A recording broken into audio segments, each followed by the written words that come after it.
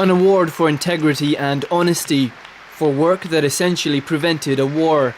Thomas Fingar, now a professor at Stanford University, oversaw the National Intelligence Estimate on Iran in 2007 during a period when the Bush administration was beating the drums of war. Its conclusion, that all 16 US intelligence agencies judged with high confidence that Iran had given up its nuclear weapons program in 2003, placed an insurmountable obstacle on the path to conflict. Critics of the report's conclusions say it was politicized. But speaking to us in Oxford, where he's currently teaching as part of an overseas program, Thomas Fingar argued that unlike the flawed WMD report on Iraq in 2002, his assessment has withstood scrutiny over the years. The assessment of our estimate has been reviewed many times before we issued it, many times in the years since with additional information. And judging by the public statements, the annual threat testimony and other statements of administration, which must be consistent with the classified report, they haven't changed it. It stood up as good analytic tradecraft. That there are people who characterize it as if it was written in order to prevent war. That's not why it was written. It was written to describe the situation as best we understood it. Every statement I make today is backed up by sources, solid sources. These are not assertions.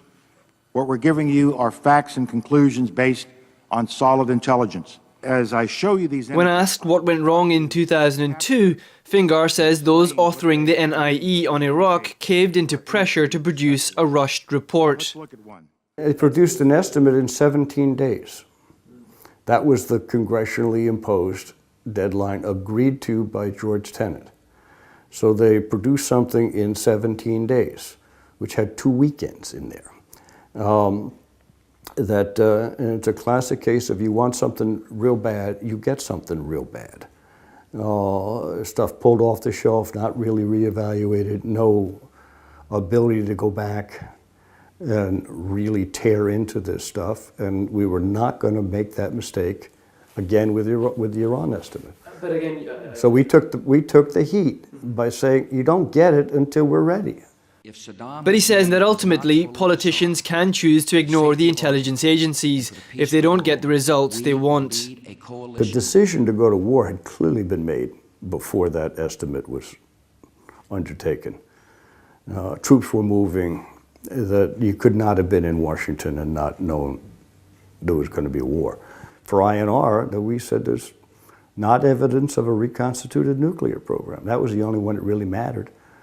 And we said, no, evidence isn't there. The evidences can all be explained in other ways. That's the third sentence of the estimate.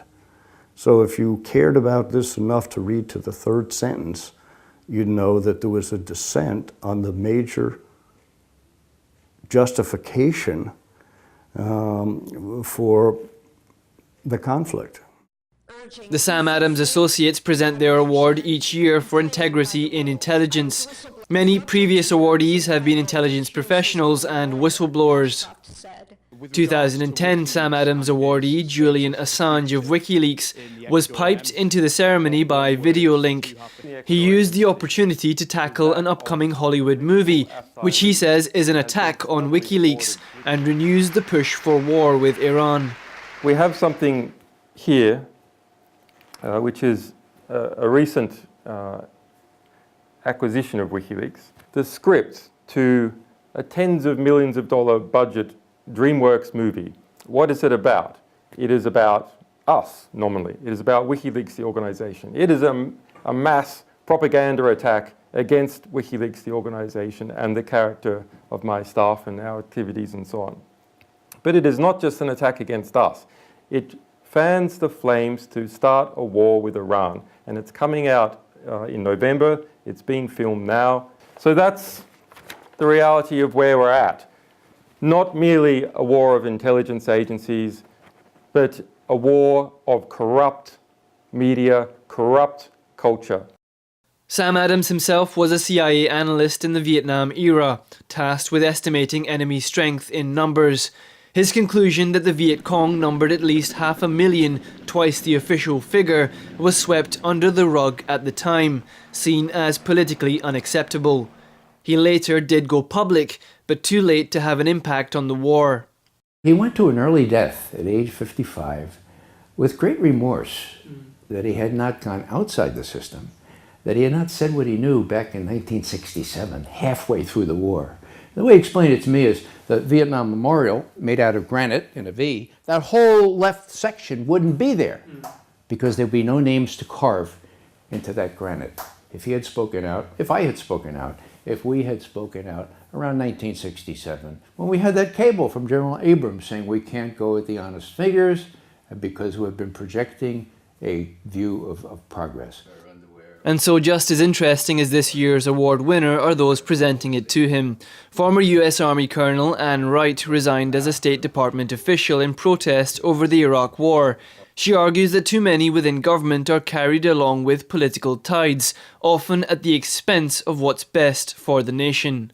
There were so many people that were a part of the decision to go ahead and invade and occupy Iraq that knew better, that knew that the rationale for it was wrong, but they went along with the senior leadership of our country who, for whatever reason it was, whether it was for oil or for whatever it was, wanted to take out the Saddam Hussein regime. Like other Sam Adams associates, she sees whistleblowers as an essential check to keep the system in balance. So many whistleblowers find that the system doesn't want to hear what they have to say, because usually it's something that the government system is doing wrong, and whistleblowers are saying, wait, this is going wrong, or maybe there's even criminal acts that are happening that the government's involved in, and we've got to stop that and change it. And we find that many times the government and senior officials in the government don't want to hear that. Previous Sam Adams Award winner Colleen Rowley blew the whistle after 9/11 on major intelligence sharing failures within the FBI in the run-up to the attacks. Her 9/11 Commission testimony helped reorganize the agency and the way information is shared. They realized that 9/11 occurred because the agencies blocked information from each other. They blocked it vertically, horizontally, and they blocked it from the public. So the people who are in those environments, when information is blocked and there was lack of sharing, what is their choice? They almost have to either become a whistleblower or then live forever with the consequences of knowing that they could have done something. That's why WikiLeaks, or a method of sharing information, and of course I talked about sharing information between agencies, but it's also with the public. The 9/11 Commission said if the information even had been shared of Moussawi's arrest, that would have probably prevented 9/11. So it's an incredible situation that people don't realize. Most people think secrecy is protecting them, and it's the exact opposite. Riley believes much more information should be made public, whether or not it's politically embarrassing. We've had some good Inspector General investigations, for instance, of torture in the CIA. To this day, though, it remains secret. And you see the opposite is Abu Ghraib. That report was made public, and so at least the public learned about it, and there was, at the time, there was an outcry about the fact that it was discovered that abuses were occurring in Abu Ghraib. But the CIA torture report was still, I think it's probably a good investigation, but the public still doesn't know. And so what's happened? There's a movie out there that's using a false narrative. The public doesn't know that it's not even false. How would they know? Because they've never seen the truth. It's a pretty incredible situation. I mean, the truth really matters. The US government says it's necessary to prosecute whistleblowers to protect national security.